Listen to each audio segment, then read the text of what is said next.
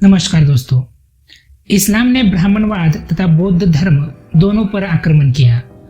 यह पूछा जा सकता है कि उनमें से एक जीवित क्यों रहा और दूसरा नष्ट क्यों हो गया। यह तर्क युक्ति संगत तो लगता है, परंतु इससे उक्त सिद्धांत का खंडन नहीं होता। ब्राह्मणवाद जीवित रहा तथा उसका अस्तित्व बना रहा। इस बात को स्वीकार करने का कारण यह नहीं है कि बौद्ध धर्म का पतन इस्लाम की तलवार की धार अर्थात उनके आक्रमणों के कारण नहीं हुआ। इसका अभिप्राय केवल यह है कि उस समय कुछ ऐसी परिस्थितियां थी जिनके कारण इस्लाम के आक्रमण के सामने ठहरना व जीवित रहना ब्राह्मणवाद के लिए तो संभव था, लेकिन बौद्ध धर्म के लिए असंभव हो गया था। जो लोग इस विषय पर और अधिक विचार करेंगे उनको यह पता चलेगा कि उस समय 3 ऐसी विशेष परिस्थितियां थी जिन्होंने मुस्लिम आक्रमणों के संकट के सामने ब्राह्मणवाद को टिका व बने रहना संभव और बौद्ध धर्म के लिए असंभव बना दिया था। पहली बात तो यह है कि मुस्लिम आक्रमणों के समय ब्राह्मणवाद को राज्य की सहायता व समर्थन प्राप्त था। बौद्ध धर्म को ऐसी कोई सहायता व समर्थन प्राप्त नहीं था।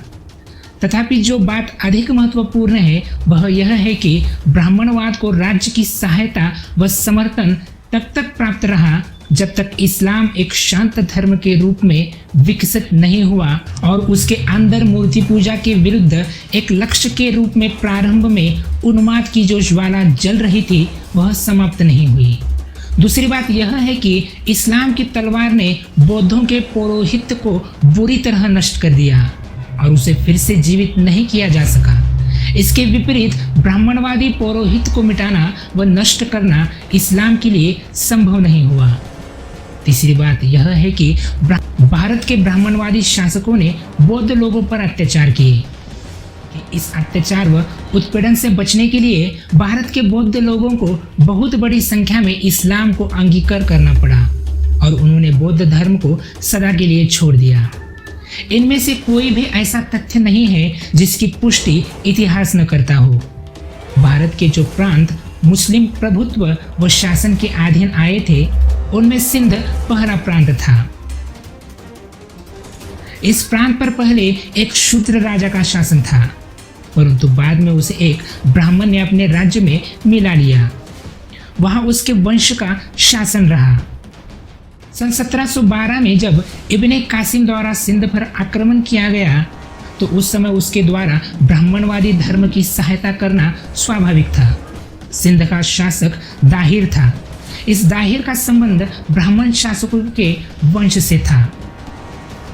सांग ने स्वयं अपनी आंखों से यह देखा था कि उसके समय में पंजाब पर एक क्षत्रिय बौद्ध राजवंश का शासन था। इस राजवंश ने पंजाब पर लगभग सन 880 तक शासन किया। इसके बाद उस राज्य को दलिया नामक एक ब्राह्मण सेनाध्यक्ष ने अपने अधीन कर लिया, जिसने ब्राह्मणशाही राजवंश की स्थापना की। इस वंश ने पंजाब पर सन 880 से 1021 तक शासन किया। इस प्रकार यह दिखाई पड़ेगा कि जिस समय सुबुक्तगीन तथा मोहम्मद ने पंजाब पर आक्रमण आरंभ किया था तब देशी शासक ब्राह्मण धर्मावलंबी थे और जयपाल 960 से 980 ईस्वी सन, आनंदपाल 980 से 1000 ईस्वी सन तथा त्रिलोचनपाल 1000 से 21 ईस्वी सन ब्राह्मण धर्मावलंबी शासक थे। सुबुक्तगीन तथा मोहम्मद के साथ इनके संघर्ष के बारे में हमने बहुत पढ़ा है। पर प्रतिहार, धार पर परमार, बुंदेलखंड पर चंदेल, अंधेलवाड़ पर चावड़ा और चेरी पर कलचुरी शासन करते थे। इन सभी राज्यों के शासक राजपूत थे और राजपूत कुछ कारणों से जो रहस्यपूर्ण है और जिनकी मैं बाद में चर्चा करूंगा, ब्राह्मणवादी धर्म के सबसे कट्टर समर्थक हो गए थे।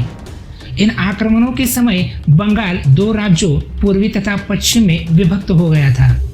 पश्चिम बंगाल पर पाल वंश के राजाओं का शासन था और पूर्वी बंगाल पर सेन वंश के राजाओं का शासन था। पाल क्षत्रिय थे, वे बौद्ध धर्मावलंबी थे, परंतु श्री वैद्य के शब्दों में शायद वे केवल प्रारंभ में या नाम मात्र के लिए बौद्ध थे। सेन राजाओं के संबंध में इतिहासकारों में मतभेद है। डॉक्टर भंडारकर का कहना है कि ये सब ब्राह्मण थे जिन्होंने क्षत्रियों के सैनिक व्यवसाय को अपना लिया था। श्री वैद्य इस बात को बलपूर्वक कहते हैं कि सेन राजा आर्य क्षत्रिय या चंद्रवंशी राजपूत थे। कुछ भी हो, इसमें संदेह नहीं है कि राजपूतों की भांति सेन सनातन या रूढ़िवादी धर्म के समर्थक थे।